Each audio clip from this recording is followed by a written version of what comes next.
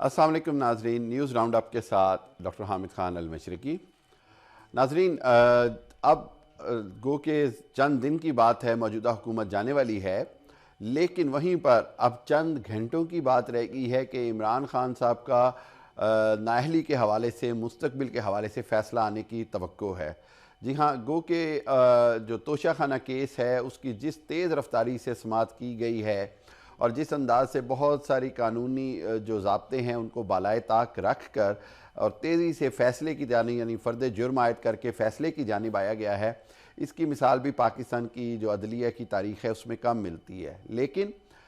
بظاہر ایسے لگ رہا ہے کہ جو جج ہیں دلاور حسین صاحب، وہ فوری طور پر فیصلہ دینا چاہتے ہیں، اور اس فیصلے سے پہلے ہی ان کا فیس بک اور ان کا جو ٹویٹر اکاؤنٹ ہے وہ انتہائی متنازع ہو چکا، جس میں انہوں نے آلریڈی پچھلے دنوں توشہ خانہ کیس اور دوسرے معاملات کے حوالے سے عمران خان صاحب کے خلاف بہت زیادہ اپنی رائے دی ہوئی تھی۔ گویا کہ یہ ایک انصاف کے تقاضوں کے سخت خلاف تھا کہ ایک جج سوشل میڈیا کے اوپر اپنی رائے دے دے اور اس کے بعد یہ سمجھا جائے کہ غیر جانبدار ہوگا مقدمے کی سنوائی کے وقت یا مقدمے کی کارروائی کے دوران۔ اسی لیے جو عمران خان کے وکلاء ہیں انہوں نے جج صاحب کی تبدیلی کی درخواست دی، اور دوسری طرف اس سارے معاملے کی نشاندہی کی گئی تو ایف آئی اے نے معذرت کر لی جی کہ ہم نہیں جانتے ہیں کہ وہ واقعی ہی ان کے اکاؤنٹ سے پوسٹیں کی گئیں، اور اگر ان کے اکاؤنٹ سے کی گئیں تو کیسے کی گئیں۔ گویا کہ وہ تو انہوں نے مان لیا جج صاحب نے کہ جس اکاؤنٹ سے پوسٹ کی گئیں وہ انہی کا تھا، لیکن وہ اس پہ اب نہیں بتا پا رہے کہ وہ کیسے انہوں نے اس طرح کھلے عام عمران خان کے خلاف اپنے خیالات کا اظہار کیا۔ ایک تو یہ بات ہوگی۔ دوسری بات یہ ہے کہ عوام کے لیے سوچنا پڑے گا کہ کیا عمران خان کو نااہل کرنا اتنا ہی ضروری ہے کہ دن اور رات ایک کر کے تیزی سے اس مقدمے کی سماعت کی گئی، اور اب ہائی کورٹ کا فیصلہ ایک طرف، معاملہ کو التوا میں رکھنے کی بات ایک طرف، سپریم کورٹ میں درخواست ایک طرف، الیکشن کمیشن میں درخواست ایک طرف، اور اس کیس کی فوری طور پر فیصلہ دیا جا رہا ہے، جبکہ یہ کئی جگہ کے اوپر اس کے کارروائی روکنے کی استدعا کی جا چکی ہے۔ دیکھنا ہوگا کہ اب کل کیا سپریم کورٹ کوئی جلد آرڈر دے دیتا ہے اس فیصلہ آنے سے پہلے، یا پھر یہ فیصلہ آ بھی جائے گا تو میرا خیال یہ ہے کہ اس کے خلاف فوری طور پر اپیل کی جائے گی سپریم کورٹ میں، اور عمران خان صاحب کو وہ جو نااہل کرنے کی بات ہے وہ اتنی آسانی سے پوری ہوتی نظر نہیں آ رہی۔ گویا کہ توشہ خانہ کیس کے اندر بہت سارے کمزوریاں ہیں، قانونی لیکوناز ہیں، اور تمام ماہر قانون سمجھتے ہیں کہ بظاہر اس کیس میں کوئی ایسی بات نہیں تھی جس کے تحت عمران خان کو سزا دی جا سکے یا نااہل کیا جا سکے، کیونکہ وہ تمام نااہل جو توشہ خانہ کے جو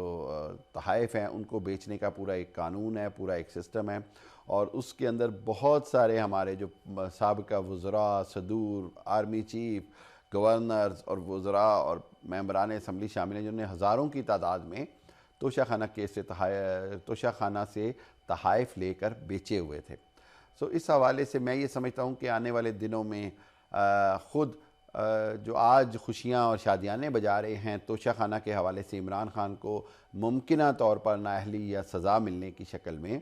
وہ آنے والے دنوں میں خود میرا خیال ہے اسی قانون کے زیر عتاب آئیں گے، اور پھر ان کو یہ لگے گا کہ اس وقت ہم نے یہ غلط کیا۔ یہی وہ بدقسمتی ہے، یہی وہ روایت ہے جس کو کہیں نہ کہیں توڑنا ضروری ہے، ورنہ یہ روایت نہیں ٹوٹے گی تو میں سمجھتا ہوں کہ پاکستان میں سیاستدانوں کا عدلیہ کے ذریعے استحصال ہوتا رہے گا۔ اس حوالے سے خود سیاستدانوں کو مل بیٹھ کر سوچنا ہوگا، اور عدلیہ کو بھی سوچنا ہوگا کہ وہ کب تک سیاستدانوں کے استحصال کے لیے بطور ٹول استعمال ہوتی رہے گی۔ پاکستان کی تاریخ اس طرح کے استحصال اور سیاستدانوں کے استحصالوں سے بری ہوئی ہے، چاہے وہ بھٹو صاحب کی پھانسی ہو، اس سے پہلے جسٹس منیر کا نظریہ ضرورت ہو، یا مشرف کے دور میں جناب مشرف کے دور میں جس طرح پی سی او ججز نے حلف اٹھایا، اور اس کے بعد پھر جس طرح تمام مواقع پر عدلیہ نے مارشل لاء کو قانونی حیثیت دی، اور آخر میں اگر ہم دیکھیں پچھلے 5-7 سالوں میں تو کس انداز میں پاناما کیسز پر نواز شریف کو نااہل کیا گیا، اور اس کے بعد اقامہ کی بنیاد پر، بہرحال کیس کچھ اور تھا، نااہلی کہیں اور ہو گئی، اور اسی طرح اب عمران خان کے خلاف بہت سارے کیسز بنانے کے بعد توشہ خانہ پہ گھڑی پہ جا کر آپ کی سوئی اٹک گئی ہے۔ میں سمجھتا ہوں کہ یہ سب کو دیکھنا ہوگا، عدلیہ کو بھی، اداروں کو بھی، سیاستدانوں کو بھی۔ دوسری آج کی جو اہم بات میں کرنا چاہوں گا وہ ہے نگران سیٹ اپ کے حوالے سے۔ بہت ساری چہم گوئیاں ہو رہی ہیں، بہت ساری باتیں ہو رہی ہیں۔ میرا ذاتی خیال ہے کہ موجودہ نگران سیٹ اپ میں حکومت کی کوشش ہے کہ کوئی سیاستدان آئے، جبکہ مقتدر حلقے چاہتے ہیں کہ کوئی معیشت دان آئے، معاشی ایکسپرٹ آئے، جس کے لیے ڈاکٹر عبدالحفیظ شیخ کا نام سر فہرست ہے۔ دیکھنا ہوگا کہ کیا ہوتا ہے، لیکن اگر کوئی معیشت دان آیا یعنی اکانومسٹ آیا تو پھر میرا خیال یہ ہے کہ عمران خان کی جو گرفتاری ہے وہ پھر ممکن نہیں ہوگی، کیونکہ معیشت دان یہ سمجھتا ہے کہ عمران خان کو گرفتار کرنے سے نہ صرف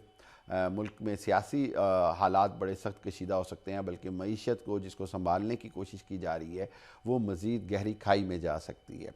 اور اگر کوئی ایسا سیاستدان آیا جس کا مقصد صرف کوئی عمران خان کو سیاسی منظرنامے سے ہٹانا اور پی ٹی آئی کو سیاسی میدان سے باہر کرنا ہوا، تو پھر اس کی بڑی بھاری قیمت ادا کرنی پڑ سکتی ہے عوام کو، معیشت کی شکل میں، امن و امان کی شکل میں، سیاسی بحران کی شکل میں۔ اس حوالے سے اب یہ فیصلہ ہوگا اگلے چند دنوں میں، وزارت نگران وزیر اعظم کے آنے سے فیصلہ ہوگا کہ کون آگے چل کے کس طرح کی سیاست کرنا چاہتا ہے اور عمران خان کا مستقبل کیا ہے، پاکستان میں سیاسی بحران مزید بڑھے گا یا نہیں، یہ فیصلہ نگران وزیر اعظم کے آنے سے ہوگا۔ اگر کوئی معیشت کا ایکسپرٹ ہوا، آئی ایم ایف سے مذاکرات یا کرنے کے لیے ہوا، تو ہو سکتا ہے کہ یہ نگران حکومت زیادہ عرصے تک تو رہے، لیکن سیاسی بحران کو کم کرنے کی کوشش کی جائے گی۔ جبکہ دوسری جانب اگر کوئی سیاسی شخصیت آئی ہے، نگران وزیر اعظم کے طور پر آتی ہے، تو الیکشن تو فوری طور پر کرانے کی کوشش کی جائے گی، لیکن سیاسی بحران اور جو اس کو آپ پولرائزیشن کہتے ہیں وہ بہت بڑھے گا، اور عمران خان کو منظر سے ہٹانا، سیاسی منظر سے ہٹانا شاید اس ملک کی جمہوریت کو بہت مہنگا کاسٹ کر جائے۔ اپنا خیال رکھیے گا اور نیوز راؤنڈ اپ دیکھتے رہیے۔ حامد خان المشرقی کو اجازت دیجیے، اللہ حافظ۔